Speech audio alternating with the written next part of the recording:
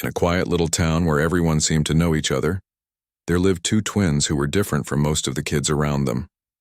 These siblings had grown up as the only black children in their neighborhood, and while their parents had moved there hoping for better opportunities, life wasn't always easy for the pair.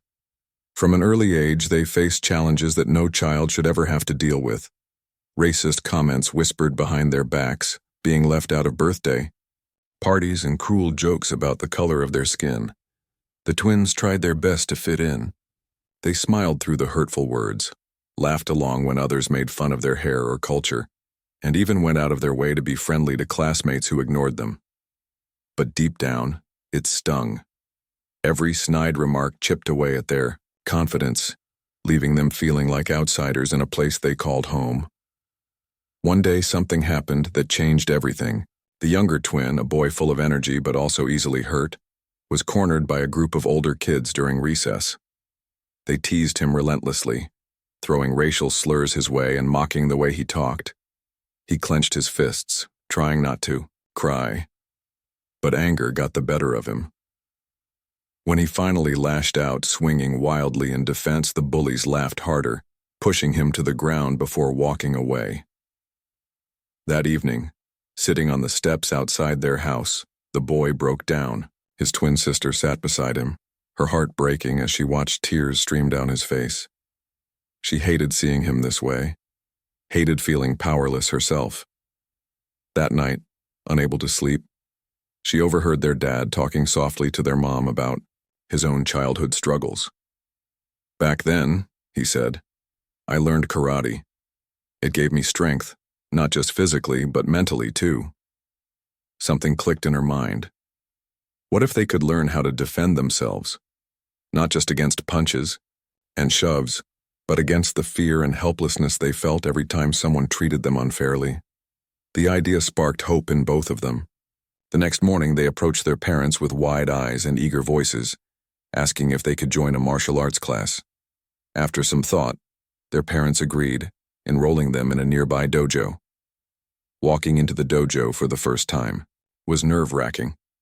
The room smelled of polished wood and sweat, and the walls were lined with colorful belts hanging proudly on display. Most of the students were older, stronger-looking, and far more experienced than the twins. Some smirked when they saw the newcomers, clearly doubting they'd stick around for long, but the twins didn't care. They were determined to prove everyone wrong, including themselves. Their instructor, a kind yet strict man named Master Lee, welcomed them warmly. On their very first day, he gathered all the students and explained what karate truly meant. "This isn't about fighting," he said firmly, pacing back and forth. "It's about protecting yourself and protecting others. Karate teaches discipline, respect, and control. Without those things, you're nothing." The twins listened intently, hanging on to every word. As weeks turned into months, they threw themselves into training. They practiced kicks until their legs ached, perfected blocks until their arms felt like lead, and drilled combinations until their movements became fluid and precise. Along the way, they discovered something unexpected. The lessons they learned in the dojo weren't just helping them become better fighters.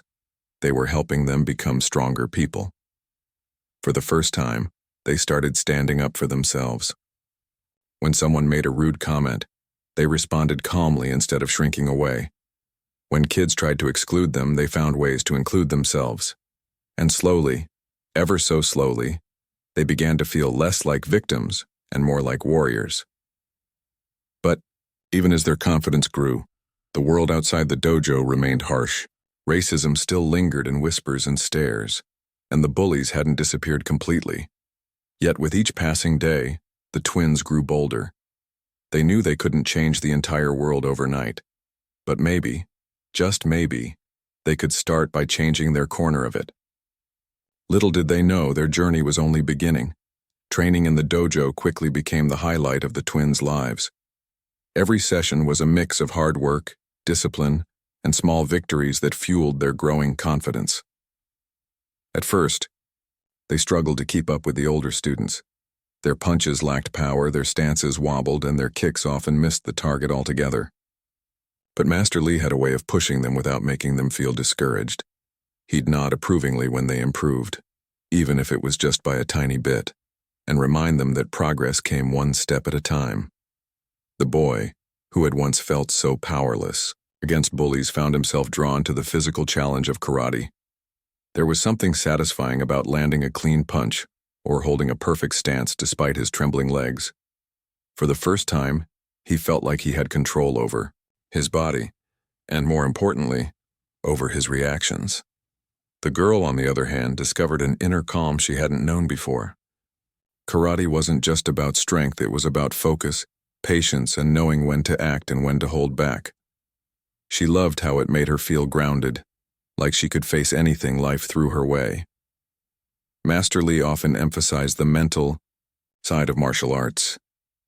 Karate isn't just for your muscles, he'd say during breaks between drills. It's for your mind, too.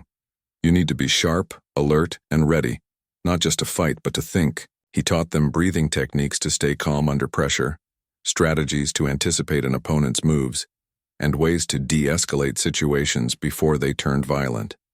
These lessons stuck with the twins, not just in the dojo, but in their everyday lives. As they progressed, the twins began earning belts faster than anyone expected. Each new color was a badge of honor, proof that their hard work was paying off. The boy proudly showed off his orange belt to his sister after class one evening, grinning ear to ear. "We're getting good at this," he said, flexing his arms, jokingly. She laughed, holding up her own belt. "Yeah, but don't get cocky. We've still got a long way to go." Their bond deepened as they trained together. They pushed each other to improve, cheering when one of them nailed a difficult technique and offering encouragement when the other stumbled.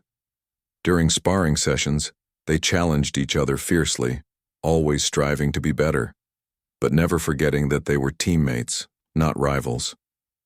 Outside the dojo, their relationship grew stronger too. They talked about everything, their fears, their dreams, and the challenges they faced at school. Karate had given them not just skills, but a safe space to be themselves. But while the dojo was a refuge, the outside world remained tough. One afternoon, as they walked home from practice, a group of kids from their school spotted them. "Hey, look who's trying to be tough now," one of them called out, laughing. The twins froze, their hearts pounding. This was exactly the kind of situation they'd been training for, but nothing could fully prepare them for the reality of facing bullies head-on. The boy clenched his fists, ready to charge forward, but his sister grabbed his arm. "Wait," she whispered. "Remember what Master Lee said. Stay calm." Taking a deep breath, she stepped forward, meeting the bully's sneers with a steady gaze. "What do you want?" she asked, her voice firm despite the tremor inside her. The leader of the group smirked, clearly expecting her to back down. "Nothing," he said mockingly. "Just wondering why you two are wasting your time with karate. You think it makes you special?" To everyone's surprise, the girl smiled. "No," she replied coolly. "We don't need karate to be special. We already are. But thanks for asking." Her words caught the bullies off guard, and for a moment, no one said anything. Then with a final glare, the group muttered something under their breath and walked away. The twins stood there for a while, catching their breath. "That was scary," the boy admitted, his hands still shaking slightly. His sister nodded. "Yeah, but we handled it. And we didn't let them get to us, that's what matters." Back at home, they replayed the encounter in their minds, discussing what they could have done differently. Their parents listened quietly, proud of how far their children had come. "You're learning more than just self-defense," their mom said softly. "You're learning how to stand up for yourselves and for others." Over the next few weeks, the twins noticed subtle changes in their lives. They weren't afraid to speak up anymore, whether it was telling a teacher about unfair treatment or calmly confronting classmates who made hurtful comments. Some kids started treating them differently, showing a newfound respect, while others continued to test their boundaries. But through it all, the twins held their ground, drawing strength from the lessons they'd learned in the dojo. Still, they knew they couldn't change the world alone. As much as they wanted to shut down every bully and erase every trace of Racism, they realized that true change would take more than just courage. It would take action. Inspired by their journey, they began thinking about ways to share what they'd learned with others. Maybe, just maybe, they could help someone else find their strength too. Little did they know, their biggest challenge and their greatest opportunity was waiting just around the corner. The twins' confidence was growing, but the world outside the dojo kept throwing curveballs their way. Middle school brought new challenges, bigger crowds, tougher classes, and more opportunities for people to judge them based on the color of their skin. It wasn't just the occasional rude comment anymore. It was something deeper, uglier, and harder to ignore. One day, as they sat together during lunch, the boy noticed a group of kids huddled around a phone, laughing loudly. He caught snippets of their conversation, words like fake accent and stereotypes and felt his stomach drop. His sister nudged him gently, already sensing his unease. Without saying a word, they both knew something was wrong. Later that evening, curiosity got the better of them, and they decided to check social media. What they found left them stunned. A video had gone viral in their school community. In it, someone had used filters and voice changers to impersonate the twins, exaggerating their features and mimicking a caricatured version of how they spoke. The comment section was filled with cruel jokes and mocking remarks. Some kids even tagged them directly, ensuring they'd see it. The boy clenched, his fists anger bubbling up inside him. His sister stared at the screen, her face pale. For a moment, neither of them said anything, then quietly she closed the app and turned to her brother. "We can't let this break us," she said firmly, though her voice trembled slightly. "They're trying to make us feel small, but we're not small. We're strong." Her words were brave, but deep down they both felt the sting of betrayal. These weren't strangers, they were classmates, kids they saw every day. How could people be so cruel? That night, neither of them slept well. The video replayed in their minds, along with all the other times they'd been teased or excluded. But instead of letting despair take over, they made a silent promise to each other. They wouldn't stay silent anymore. The next morning, their mom noticed something was off. She watched them pick at their breakfast, exchanging glances but not speaking. Finally, she asked, "What's going on?" After hesitating for a moment, the boy told her about the video. Their mom listened carefully, her expression softening, as they explained how hurt they felt. When they finished, she reached across the table and took their hands. "You know what I always tell you," she said gently. "You can't control what others say or do, but you can control how you respond. And no matter what happens, you have each other, and you have us." Her words helped, but the twins knew they couldn't just brush this under the rug. The bullying had escalated, and ignoring it wouldn't make it go away. They needed to figure out a way to stand up, not just for themselves, but for anyone else who might be targeted next. A few days later, the tension came to a head. As the boy walked home from practice, he spotted one of the kids from the video leaning against a lamppost near the park. The kid smirked when he saw him approaching. "Hey, karate kid," he called out, loud enough for others nearby to hear. Still pretending to be tough? For a moment, the boy froze. His heart raced and his mind flashed back to all the times he'd been cornered and taunted. But then he remembered Master Lee's lessons, the breathing techniques, the focus, drills, the importance of staying calm under pressure. Taking a slow, deliberate breath, he stepped closer. "Why are you doing this?" he asked, his voice steady despite the storm inside him. The question caught the bully off guard. Clearly, he'd expected yelling or tears, not calm confrontation. "What do you mean?" The kid shot back, though his tone wavered slightly. "I mean, why are you wasting your time trying to bring me down?" The boy continued, meeting the bully's gaze without flinching. "Don't you have better things to do?" The bully hesitated, clearly unsure how to respond. For once, he didn't have a snappy comeback. Instead, he muttered something under his breath and walked away, leaving the boy standing there, heart pounding but victorious. When the boy got home, he told his sister what had happened. Her eyes lit up with pride. "That's it," she exclaimed.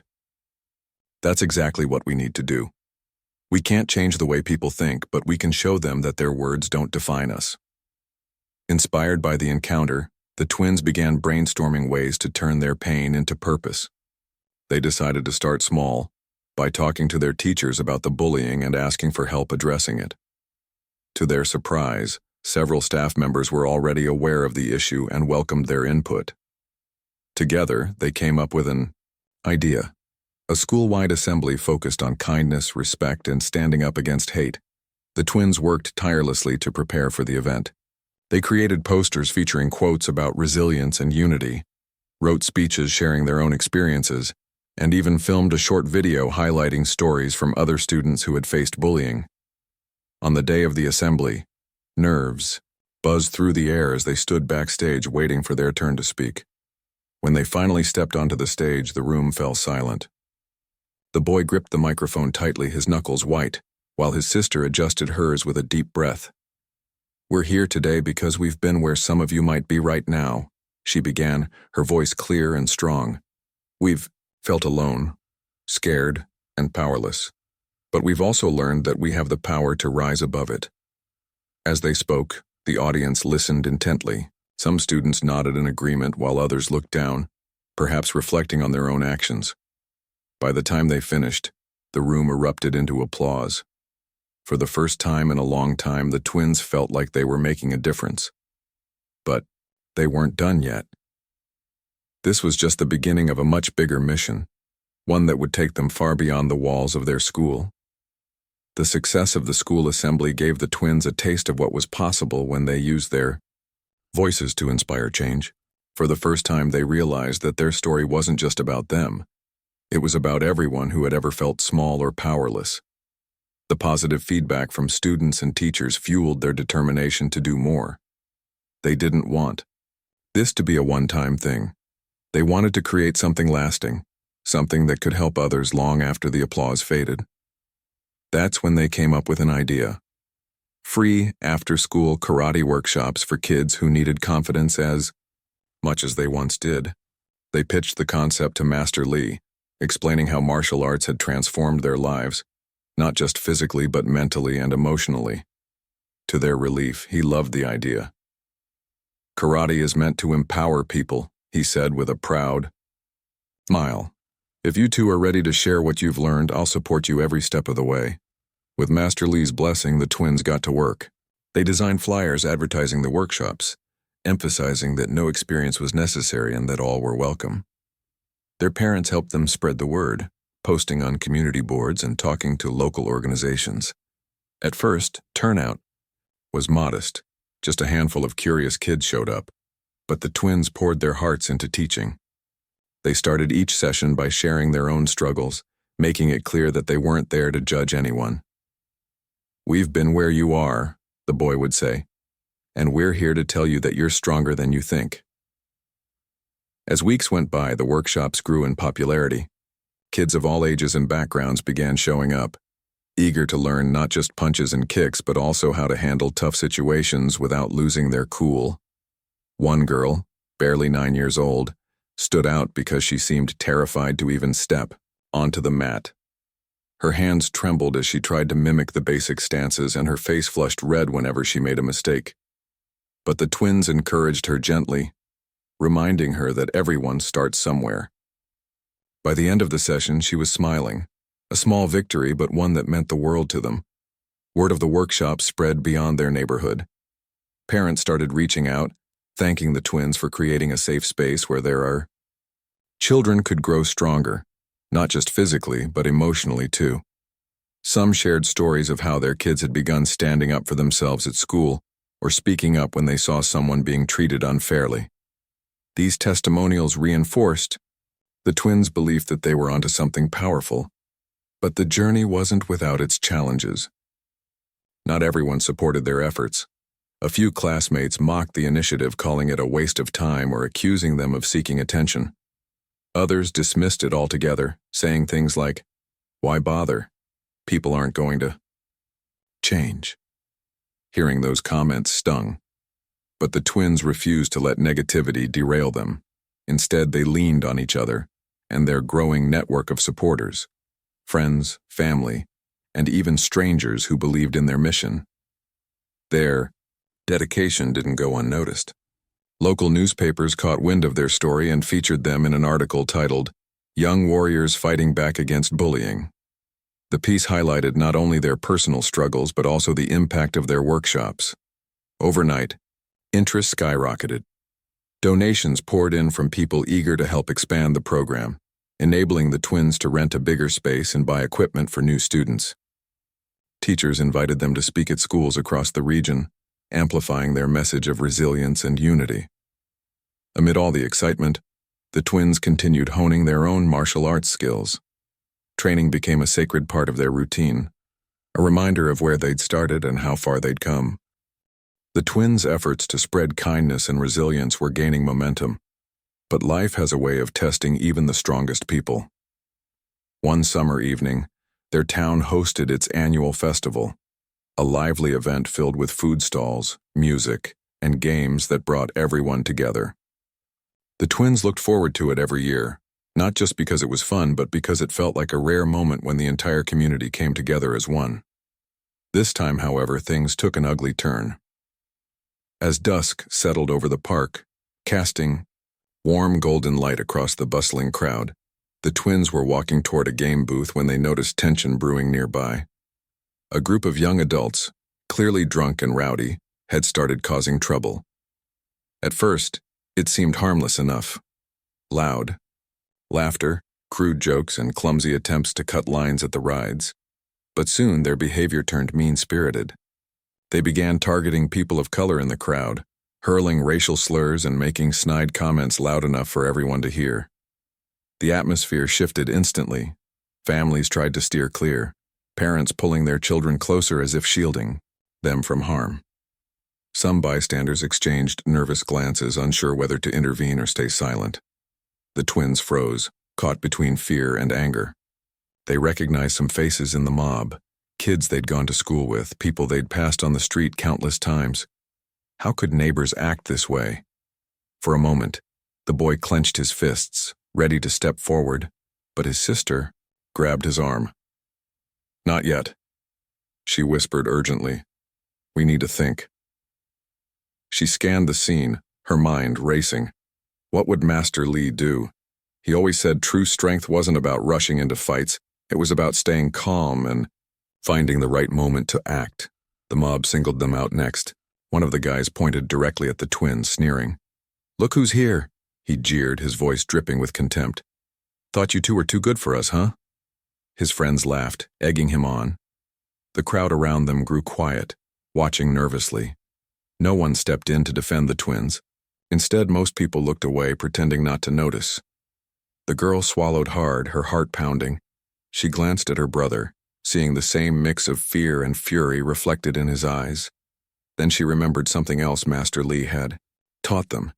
Sometimes courage isn't about throwing punches, it's about standing tall when others expect you to crumble. Taking a deep breath, she stepped forward, positioning herself slightly in front of her brother.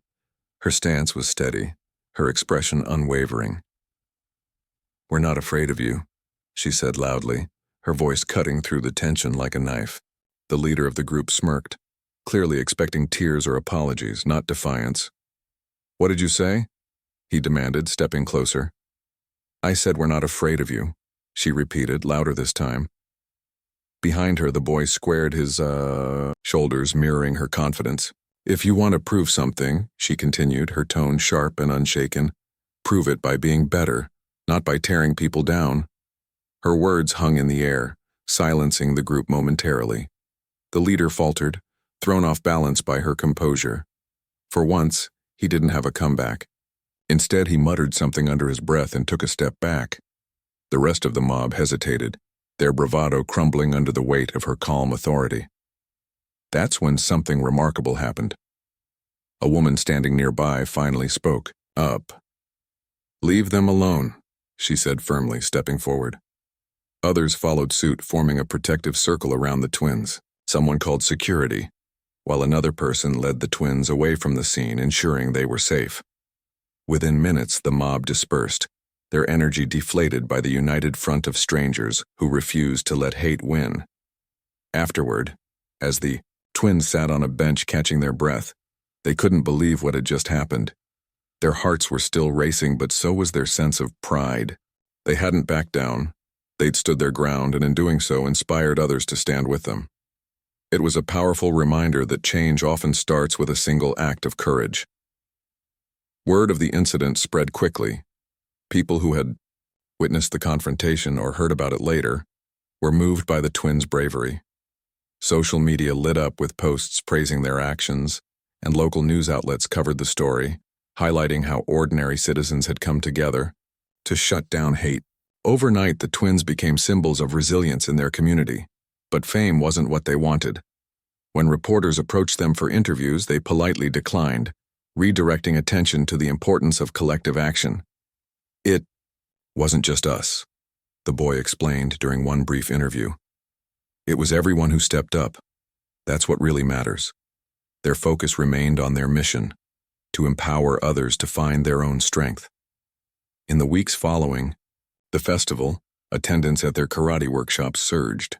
Kids and teenagers showed up eager to learn not just self-defense techniques, but also how to handle difficult situations without losing their cool.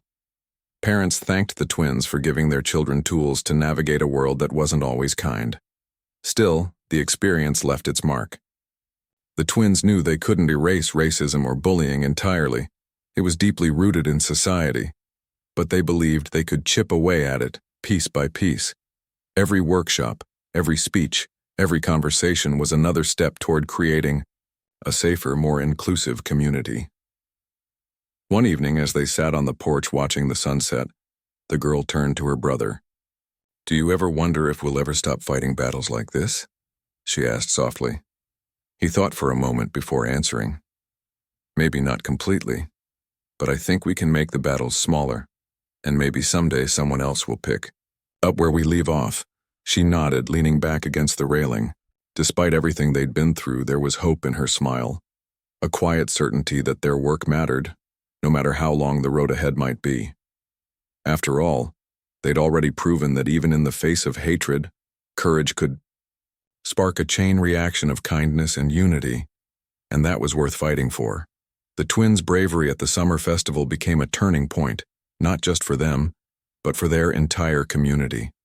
People who had once turned a blind eye to racism and bullying now found themselves questioning their silence. Conversations about prejudice and hate were no longer whispered behind closed doors. They spilled into classrooms, workplaces, and family dinners. The twins didn't realize it at first, but their actions had ignited something bigger than either of them could have imagined. Their karate workshops grew busier than ever. Kids from all walks of life showed up, some shy and unsure, others bold and eager to learn. Each session began the same way, with the twins sharing their story. They talked openly about the challenges they'd faced, the moments that had tested their courage, and how martial arts had given them tools to rise above it all. "We're not teaching you how to fight bullies," the boy would say, pacing slowly in front of the group. "We're teaching you how to stand strong against fear, because fear is what holds us back." The girl often added, "And standing strong doesn't always mean throwing punches. Sometimes it means walking away when someone tries to provoke you, or speaking up when you see something wrong. It's about knowing your worth and refusing to let anyone take that away from you." These messages resonated deeply with their students. One boy, barely 10 years old, came to the workshop after being teased relentlessly for his accent. At first, he struggled to keep up with the drills, frustrated by his mistakes. But the twins reminded him that progress wasn't about perfection. It was about persistence. By the end of the month, he walked taller, his confidence growing with every class. Another student, a teenage girl, confided in them that she used to avoid school because of the constant harassment she faced online. After learning self-defense techniques and hearing the twins' advice on handling verbal abuse, she started standing up for herself, and even helped her friends do the same. Word of their impact spread far beyond their town. Local organizations invited them to speak at events focused on youth empowerment and anti-racism initiatives. Teachers praised them for inspiring students to be kinder and more inclusive. Parents thanked them for giving their children tools to navigate a world that wasn't always fair. Even strangers reached out, sharing stories of how the twins' example had encouraged them to confront their own fears or speak out against injustice. But despite the praise, the twins stayed humble. They knew they weren't superheroes. They were just two kids doing what they believed was right. Still, they couldn't ignore the weight of responsibility that came with their growing influence. More people looked to them for guidance, expecting answers they weren't always sure they had. Some days the pressure felt overwhelming. How could they possibly live up to everyone's expectations? On one particularly tough day, after a long afternoon of teaching and a frustrating evening dealing with online trolls mocking their efforts, the twins sat together in their room, exhausted. The boy stared at the ceiling, letting out a heavy sigh. "Do you ever feel like we're trying to hold back an ocean with our bare hands?" he asked quietly. His sister nodded, leaning back against the wall. "Yeah," she admitted. "Sometimes it feels like no matter what we do, there's always more hate waiting around the corner." The twins' journey was far from smooth sailing. As their influence grew, so did the resistance. Not everyone appreciated their efforts to challenge the status quo. Some people in their town resented the attention they were getting, accusing them of stirring up trouble or making things too political. Others dismissed their workshops and campaigns as a phase, something trendy that would fade once the novelty wore off. Comments like these stung, especially when they came from people they thought were allies. One day, while setting up for a workshop at a local community center, the boy noticed a flyer stuck to the door. It read, "Stop dividing our town," in bold letters, with a crude caricature of the twins underneath. He stared at it, his chest tightening. His sister found him standing there moments later, frozen and silent. When she saw the flyer, her jaw clenched, but instead of reacting angrily, she calmly pulled it down and tossed it into the trash. "Let's focus on what we're here to do," she said firmly, though her voice wavered slightly. Inside, they prepared for the session as usual, pushing aside the negativity. But during the class, they couldn't shake the feeling that someone, or something, was watching them. A few attendees seemed uneasy too, glancing toward the windows or whispering among themselves. Afterward, one of the parents pulled them aside. "Be careful," she warned gently. "There are people who don't like what you're doing. They might try to make things difficult for you." Her words lingered long after the workshop ended. That night, sitting together in their room, the twins talked about what had happened. The boy paced back and forth, frustration boiling over. "Why can't they just leave us alone? We're not hurting anyone. We're trying to help," he burst out, kicking the leg of his chair. His sister sighed, leaning against the wall. "I know," she said softly. "But change scares people. It always has. Remember Master Lee telling us that real progress isn't easy. It's messy and uncomfortable. People lash out because they're afraid of losing control." He stopped pacing and looked at her, his anger softening into sadness. "So what do we do? Just keep going like nothing happened?" She nodded slowly. "Yeah, because if we stop now, then they win. And I'm not letting that happen." Despite their determination, the backlash continued. Anonymous messages popped up online, criticizing everything from their methods to their intentions. One comment read, "Who do they think they are? Heroes?" Another mocked their karate skills, saying they were wasting their time teaching kids moves they'd never use in real life. At first, the twins tried to ignore the comments, focusing instead on the positive feedback they received from students and supporters. But the constant negativity began to wear on them. Their parents noticed the toll it was taking. One evening, as they sat around the dinner table, their mom reached across and placed a hand on the girl's arm. "You two are doing incredible work," she said warmly. "But you can't let every harsh word break you. You've already proven how strong you are. Don't let anyone take that away from you," their dad chimed in, nodding. "And remember, you don't have to carry this weight by yourselves. Lean on each other, lean on us, and lean on the people who believe in you. Together, you can handle anything." Those words stuck with them. Over the next few days, they made a conscious effort to reconnect with their support system, the friends who showed up to cheer them on, the teachers who advocated for their programs, and the countless kids whose lives had been touched by their workshops. They also revisited their roots, spending extra hours at the dojo training alongside Master Lee. There, surrounded by familiar sounds, the thud of kicks hitting pads, the rhythmic breathing of focused students, they found clarity. Master Lee noticed their renewed energy and smiled knowingly. "Sometimes we need reminders of why we started," he told them one afternoon after practice. "When doubt creeps in, come back to the basics. Focus on the impact you've made, not the noise trying to pull you down." Inspired, the twins decided to double down on their mission, but with a new approach. They realized that while their workshops and speeches were powerful, they needed to reach even more people in different ways. So they launched an initiative called Strengthen Stories, inviting individuals from diverse backgrounds to share their experiences with racism, bullying, and resilience. These stories were recorded and shared online, creating a platform for voices that often went unheard. The response was overwhelming.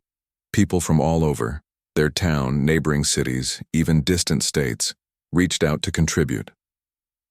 A young immigrant talked about being teased for her accent and how learning English gave her confidence. A man recounted how he stood up to workplace discrimination and inspired coworkers to do the same. A grandmother shared memories of growing up during segregation and urged younger generations to keep fighting for equality. Each story added depth and perspective to the twins' message, showing that courage comes in many forms. As the campaign gained traction, the twins noticed a shift in their community. More people started speaking openly about prejudice and privilege, challenging behaviors they once overlooked. Conversations became less defensive and more constructive. Even some critics softened their stance, admitting that the twins' efforts had sparked important discussions they hadn't considered before. Still, challenges remained. The flyers reappeared, this time with harsher language. Someone vandalized the community center where they held workshops, spray painting hateful slogans on the walls. The twins felt anger and fear, but they refused to let it derail them.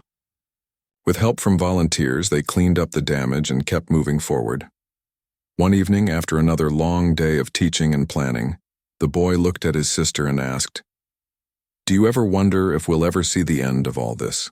"Hate," she thought for a moment before answering. "Maybe not completely. Hate's been around for a long time. It doesn't disappear overnight. But look how far we've come. Look at all the people who've joined us, who've changed because of what we're doing. That's proof that we're making a difference." He nodded, a small smile breaking through his exhaustion. "Yeah. And maybe someday someone else will pick up where we leave off. Until then, we keep going." Together they stepped outside, gazing up at the stars. Despite the obstacles ahead, they felt a quiet sense of hope, a reminder that even in the darkest moments, light could shine brightest. Their journey was far from over, but they were ready to face whatever came next, one step at a time. Years passed, and the twins grew into young adults, their lives shaped by the battles they'd fought and the lessons they'd learned. What started as a personal journey to overcome bullying and racism had transformed into something much bigger, a movement that touched countless lives. Their dojo, once a small rented space with worn mats and flickering lights, had evolved into a thriving academy known throughout the region. They called it the Strength Within, a name inspired by Master Lee's teachings and the resilience they'd discovered in themselves. The academy wasn't just about martial arts anymore. It was a hub for empowerment, offering workshops on leadership, conflict resolution, and self-confidence alongside karate classes. Kids who walked in shy and unsure left standing tall, ready to face whatever challenges came their way. Some former students returned years later as instructors, eager to pass on the lessons they'd learned. Seeing those same kids, now grown up, teaching others brought tears to the twins' eyes every time. Their impact extended far beyond the walls of the academy. The Strengthen Stories campaign they'd launched had grown into a nationwide platform, amplifying voices from marginalized communities. Schools invited them to speak at assemblies, sharing not only their own experiences but also the stories of resilience they'd collected over the years. Corporations sought their advice on creating inclusive workplaces. Even policymakers consulted them when drafting anti-bullying legislation. Through it all, the twins stayed true to their roots, reminding everyone that real change starts with listening and acting with empathy. But despite their success, they never forgot where they came from. Every year, on the anniversary of earning their black belts, they returned to the original dojo where it all began. Master Lee, now older but still sharp as ever, would greet them with a proud smile. "You've done well," he'd say, clapping them on the back. "But don't stop now. There's always more work to be done." One such visit stood out. As they stood together in the quiet dojo, watching young students spar with focus and determination, the boy turned to his sister. "Do you remember how scared we were when we first walked in here?" he asked, chuckling softly. She laughed too, nodding. "Yeah, I thought we'd embarrass ourselves in front of everyone. Instead, we found our strength." He smiled, glancing around the room. "And look at these kids now. They're fearless, like us." It was true. The students moved with confidence, their punches and kicks precise and powerful. But what struck the twins most was the camaraderie among them. These weren't just classmates, they were teammates, supporting each other through every drill and sparring match. It reminded them of their own bond, the unshakable connection that had carried them through their toughest moments. As the session ended, the twins gathered the students for a talk, just like they used to do after workshops.